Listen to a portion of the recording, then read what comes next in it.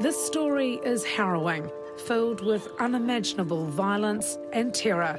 But by the end, you will see that 44-year-old Zania McCauley is no victim.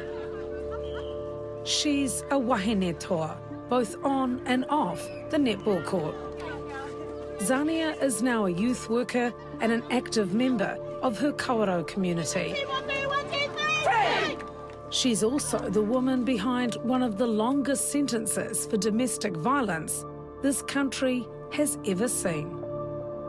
It was like a bad nightmare you're just waiting to wake up from.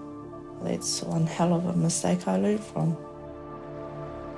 What happened to Zania McCauley is like something out of a horror film. But before her nightmare began, life was looking good. Zania was a single mum, 21 years old, and working hard at her full-time job. She'd even managed to buy her own home in Waiaho in the Bay of Plenty. But on a night out with friends, Zania's path crossed with this man, Hoani John Chase. So our first encounter was at a party after drinking a bit. I didn't drink much, but there that night I drank a bit too much. And woke up the next morning with him next to me. And you just thought it was a one-night stand and that was that? Yeah, just thought it was, and I said that to him. I apologised. I said, I was really drunk. He left without a fuss. But a few days later, Zania would realise her terrible mistake.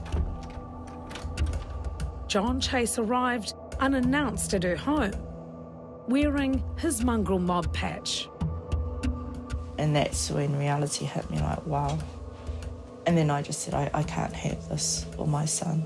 I can't have this I don't want this in my life. But Chase didn't take no for an answer. He returned later that night, and this time he wouldn't be turned away. So I opened the door and I just went to say hi, and all I saw was this fist coming from my face. I just remember dropping back on the floor.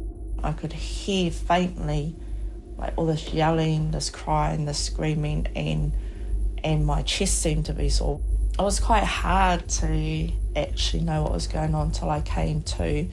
And when I fully focused, he was just leaning on me, had his knee pressing against my chest, so that was the pain I could feel. All I could hear was him swearing that I'm the prayers of the Teko mob, nobody fucking leaves me, you're just a fucking hoe. If you think you're going to go to the police, I'll fucking kill your son. And I couldn't in my mind gather what the hell was going on. It wasn't until I looked at my son and then I seen he had like a sawn-off shotgun in his hand and he had it to my son's head. It's hard to imagine how terrifying this must have been for Zania. She'd unwittingly had a drunken one-night stand with the president of the Teko Mongrel mob chapter, a violent man, 13 years her senior. Within days, he announced he was moving in. As stupid as it sounds, I just went with it because I didn't know what to do. Where do I go? What do I do? He's just told me he runs the town. He's going to shoot my son and myself if I say anything to the police. But a few weeks later, a desperate Zania did just that, having a confidential chat with a police officer who played rugby with Chase. I said to him off the record, I know he plays in your rugby team. I said, what do I do? This is what's happened, And he said, it's all good, son. It's all good. I'll look into it, I'll have a word. And that was the worst thing I could have ever done. It got back to him? Yeah. So I got back to him, went to training. The trainings were next door to, 2 houses away. My heart pumped as the lights flicked off because I knew that was home time. And you could hear his vehicle screeching all the way around the block to the house. And I was just like so shit scared. And I knew it was what I said. And I was thinking, do I stand still? Do I run? What am I going to do? And before I could even have time to process like what's going to happen, he was at the gate. And so I said to my son, run to Nan's. Because I didn't know what was going to happen. No! And I tried to lock the door, but it was too late. He just started fully punching, kicking, swearing, you fucking narc, you, everything. He just... And he picked me up and he threw me straight out the door. I was lying on the ground, you know, I could feel the glass in me, and all I could think about was where my son was.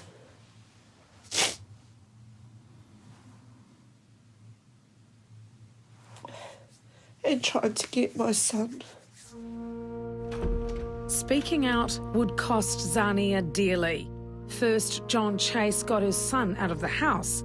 Then he subjected Zania to the most unimaginable acts of brutality for days on end. Just made me sit on a chair and duct tape my feet to the chair, arms behind the chair, duct taped, and I just sat there and just heard all the abuse, all the names. This is what you get for being a mark. This is what you get. I didn't eat, I didn't drink, I lost count of days. I didn't even know what day it was. I pissed myself, I shit myself on the chair. And he'd only untie you to rape you? Yep, pretty much. And he got untied when he wanted a bit, so sometimes he didn't even make it to the room. I was there on the floor, and then I'd just get tied back up. Next, Zania McCauley's life is in grave danger. Then I went from getting hit to a rope getting tied around me, and he tried to drag me behind a car.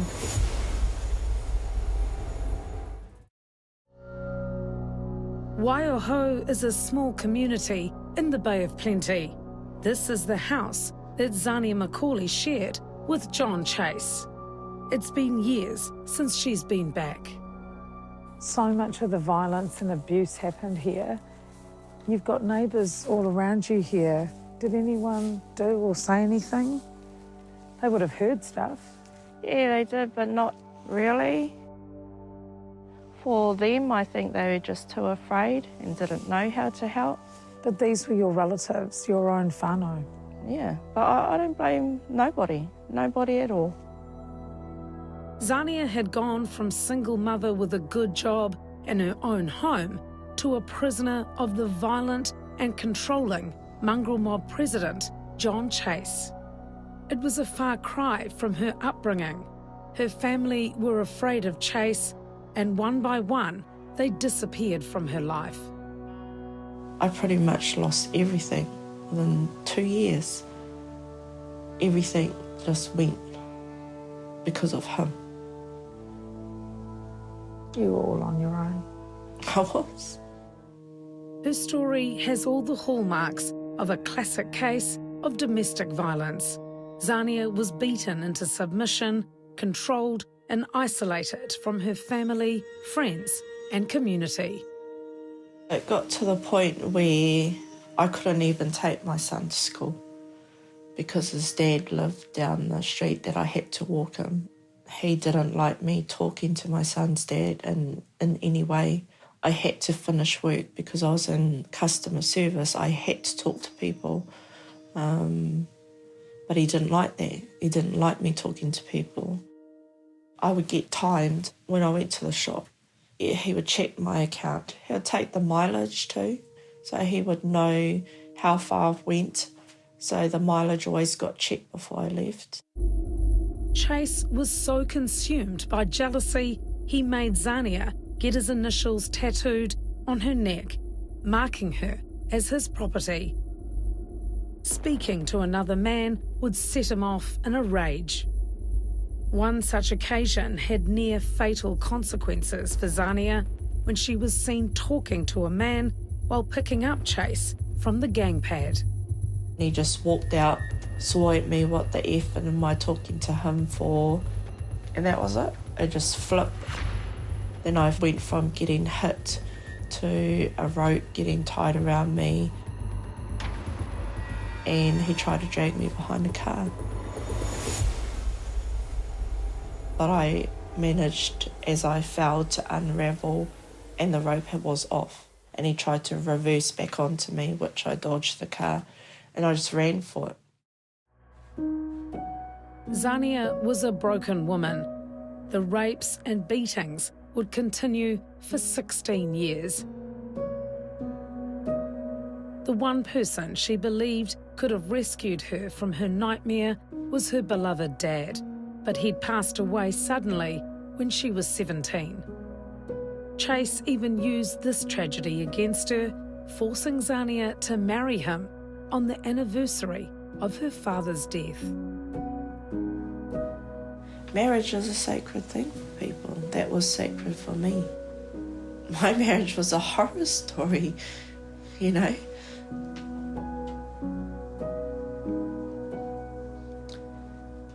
And it's sad because he took that from me. He took my special day. Despite never wanting to have children with Chase, Zania eventually fell pregnant. While she adores her twin daughters, River and Rain, finding out she was bringing two innocent lives into such a violent home was heartbreaking. It shocked me. It shocked me to find out I was pregnant, and I was so saddened that I'm going to bring this child into this life. And I love children, but I just didn't want this child to go through this life. And to my shock, I found out a month before having them, I was having twins. So that made it even harder. It wasn't that I didn't want them. It was that I didn't want to bring them into my world and what was happening. So I had my twins on my birthday. Just before midnight, when River came out, she wasn't breathing. She was the smallest of them. And the doctor said, "You have a girl, but she's not breathing." And he was in the room, and he told the doctor to shove her back up my ass. Because he didn't want a girl.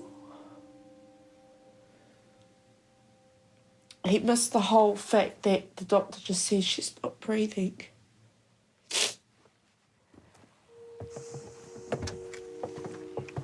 So this was the place you called home with him? Yeah, this was.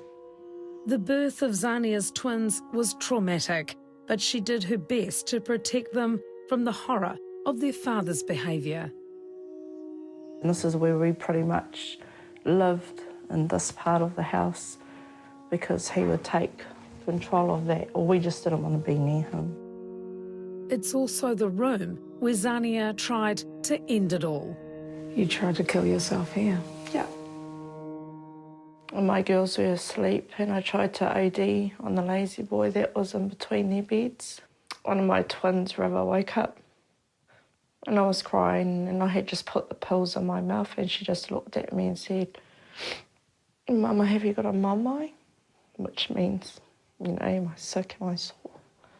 And I just shook my head because I had the tablet still dissolving in my mouth, and And she just climbed on top of me out of her bed. It was about 2 in the morning or so. And she just hugged me and she said, "I'll look after you, Mama." She was only 5.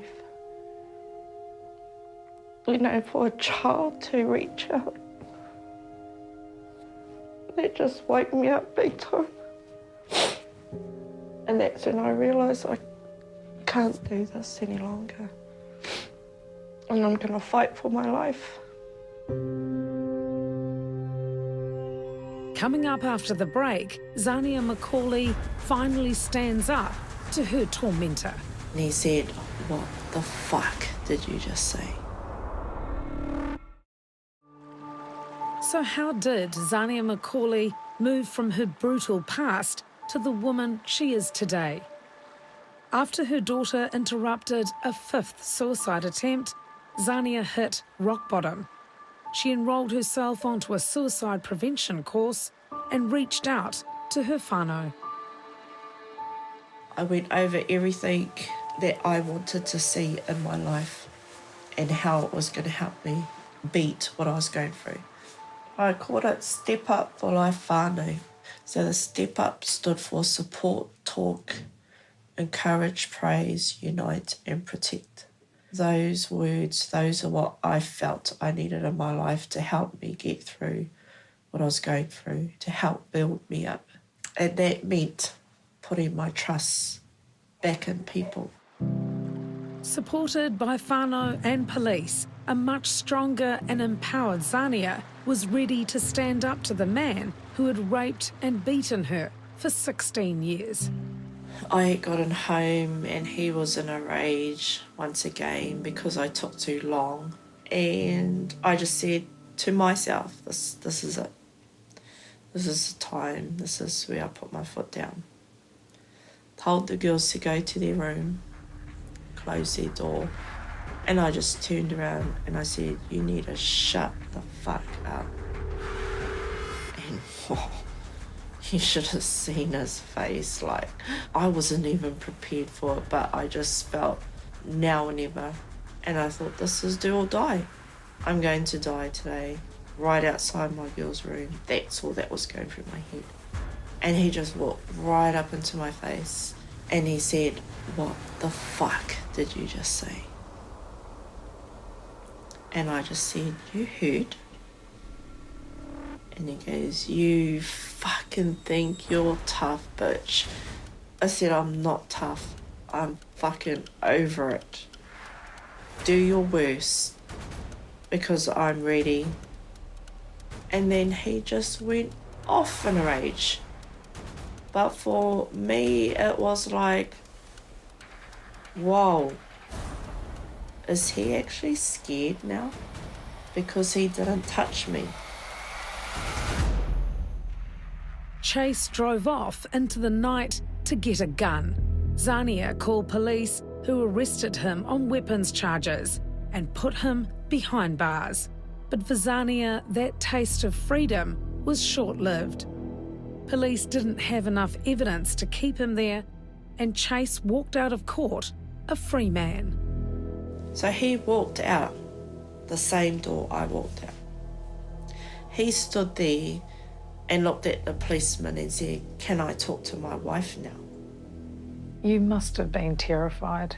I was. If a car came past, I was going to walk out and step in front of it. And from that time, I thought, this is never going to end. Despite a protection order, Chase began a campaign of stalking and harassment. He would go past my work. He would give me fingers. He would threaten me. Everything he could think of. He was still fully succeeding to scare me, to hurt me, to ruin my life when he wasn't even in it anymore.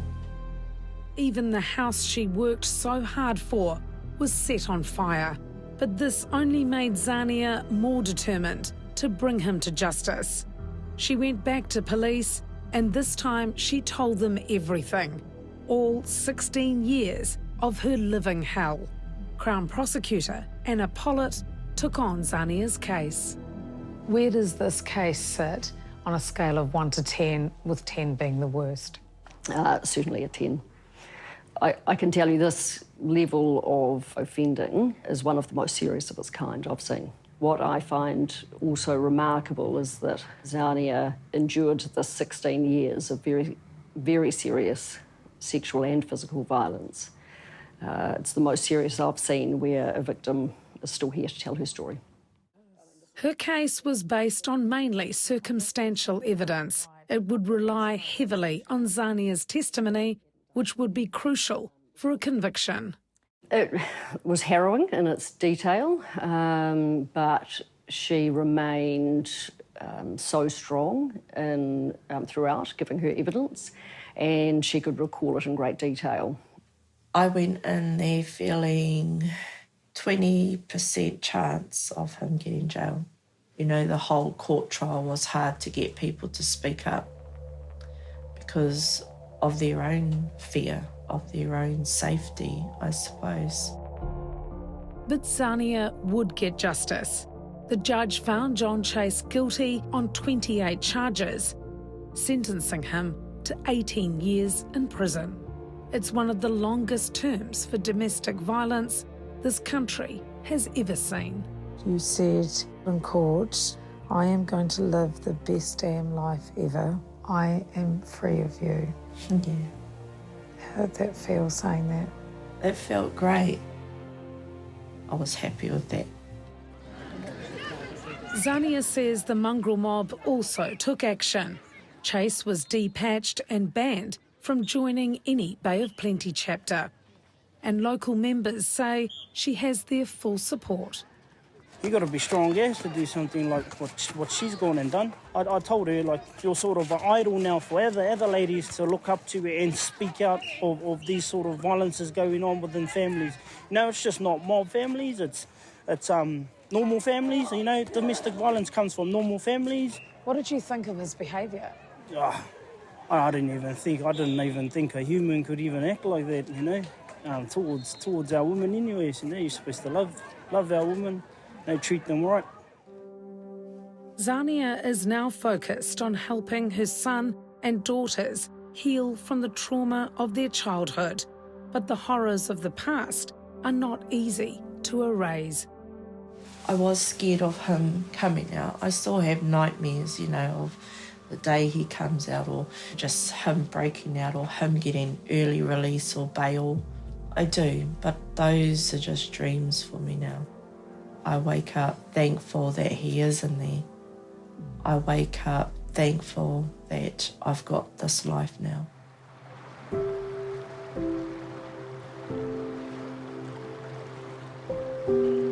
This life includes a new career working with at-risk youth, grandchildren, and a new partner with whom she's built a stable and loving home. I'm a stronger woman now. I've got stronger support around me. I've got a great family. I've got a great partner, a partner you dream of. I'm living the life I should have lived 18 years ago. There are other women that are watching this, Zania, who are in exactly the same situation as you. What are your words to them? Stay strong. If you've got that will to be in your children's future, have a better future, just stay strong, reach out. You need to talk. You need to reach out to your family, to other people, to whoever will listen. I'll listen.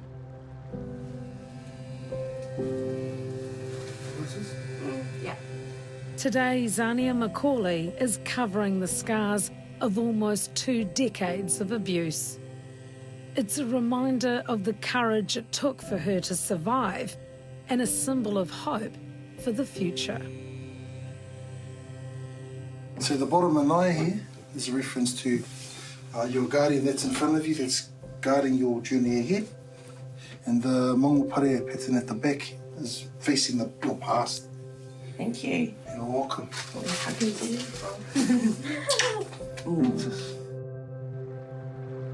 So you, Zania McCauley, stayed strong and John Chase lost. Yep. He did lose big time. Are you free now? Yeah. I'm free and I love it.